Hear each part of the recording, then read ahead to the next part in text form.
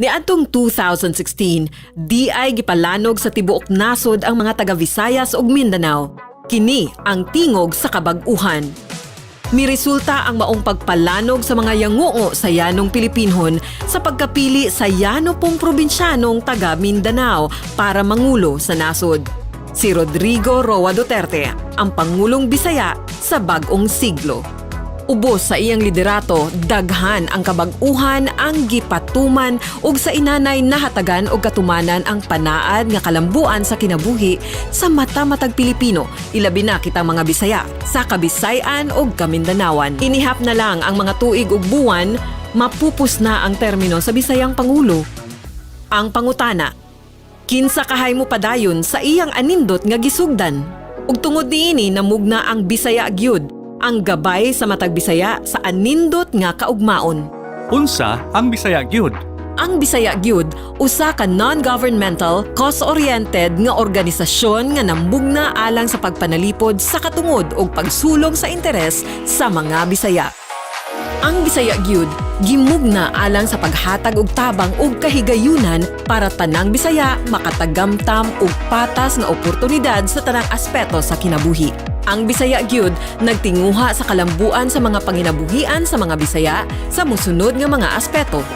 Pagkaon, Pagsuporta sa tanan nga mag-uuma nga Bisaya sa paghatag og tabang alang sa ilahang panginahanglanon sa pag-uma aron masiguro ang sakto ug abunda nga ani. Pagsiguro nga adunay barato ug dekalidad nga pagkaong mapalit ang matag pamilyang Bisaya. kapuy-an, Mahatagan og oportunidad ang tanan nga naghikahos nga mga Bisaya nga makaangkon og disente nga panimalay para sa ilang pamilya. Pagtabang sa pamilyang Bisaya nga makaangkon og disenteng trabaho aron makahatag suporta sa ilahang pamilya sa pagpuyo sa isa ka mabungahon. edukasyon, Isiguro sa Bisaya gyud nga ang matag estudyanteng Bisaya makaeskwela ug makalampos sa ilahang kursong napili. Muhatag og tabang sa mga estudyante sa ilang panginahanglanon sa eskwela aron makagradwar. seguridad, Pagpadayon sa paghatag sa mga Bisaya og seguridad batok sa hulga sa nagkadaiyang krimen sama sa droga ug terorismo. Paghapsay ug paglinaw sa mga lugar sa Visayas ug Mindanao nga nahulga sa giyera ug mga binuhatan sa mga terorista. ngano Bisaya gyud, Ang Bisaya gyud gimugna sa usa ka Bisaya nga adunay kasing-kasing nga makasabot sa tiunay nga panginahanglanon sa matag Bisaya. Tinuuray nga ni serbisyo alang sa kinabag-ang Bisaya.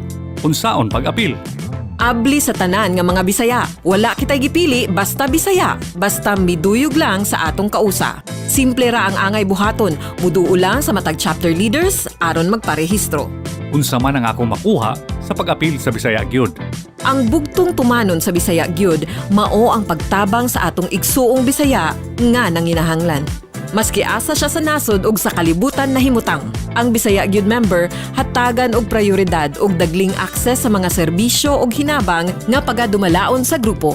ngano kinahanglan man ang Bisaya gyud, Dili ikalimod nga ubay-ubay na ang natampo sa atong presidente Rodrigo Duterte para sa mauswagong Bisaya. Dili na maihap ang nakatagamtam sa mga nagkadaiyang mga hinabang ug oportunidad para sa mga Bisaya. Apan ang tinuuray nga kabag-uhan ug kalambuan wala pa nato matagamtam sa hingpit, busa. Kinahanglan nato maghugpong isip usa ka grupo nga aron masiguro nga ang tanan nasugdan ni presidente Rodrigo Duterte magpadayon ug dili mapasagdan. Sa pagkakaron, aduna pay angayang buhaton aron mauswagon ang panginabuhian sa matag Bisaya nga mahatagan og pagtagad ang problema sa trabaho, kakabos, panglawas ug edukasyon. Ang oportunidad sa pagtrabaho alang sa mga Bisaya kinahanglan nga mutaas pa.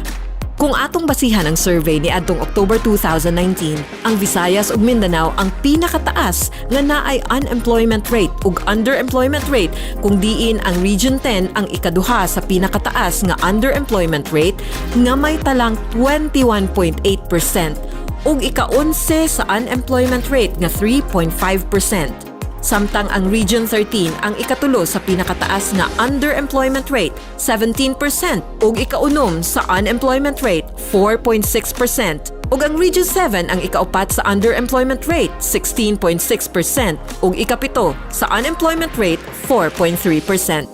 Sa aspeto usab sa kakabos, ang Visayas ug Mindanao ang nakatala og pinakataas nga poverty incidence among families and population.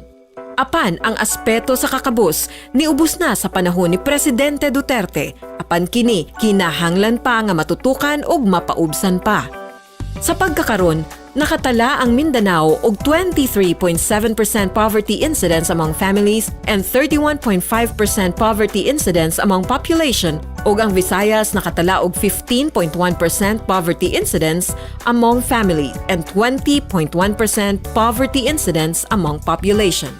Makatabang kaayo ang Bisaya gyud nga madungagan og wage rate ang mga Bisaya hangtod sa punto nga ang wage rate sa Visayas ug Mindanao moparehas na sa kauluhang Manila. Tabangan sa Bisaya gyud ang health sector aron mapatuman ug mapakusgan ang pag-implementar sa universal healthcare tungod kay ubay-ubay ang pamilya sa Visayas ug Mindanao nga dili miyembro sa PhilHealth hangtod karon. Ang Bisaya gyud magduso usab sa importansya sa edukasyon kung asa wala nay Bisaya ang dili makatiwas pag-eskwela ug dili makaeskwela tungod sa kawadon. Kinahanglan ang Bisaya gyud aron ang tanan nga nasugdan nga maayong mga buhat ug proyekto para sa mga Bisaya magpadayon ug ang wala pa mahuman matiwas alang sa kalambuan sa matag Bisaya.